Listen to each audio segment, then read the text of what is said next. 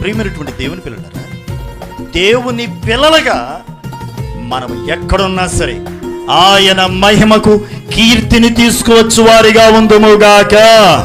Praise the lord. ఆయన మహిమకు కీర్తి తీసుకురావాలి.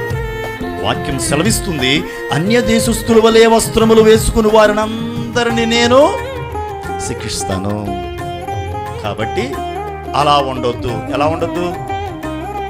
అన్య దేశస్థుల వలె, అన్యుల వలె, లోకస్తుల వలె నువ్వెక్కడున్నా సరే దేవునికి మహిమకరంగా ఉండేటట్లుగానే ఉండాలి.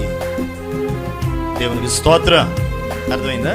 వస్త్రములు అనే దాని గురించి మాట్లాడుకుంటున్నాం. నీ వస్త్రములు చూచిన దేవుడు, మనను చూచిన ప్రభువు మనను దీవించున్నట్లుగా మన జీవితమును, మన హృదయాన్ని అలంకరించుకుందుముగాక.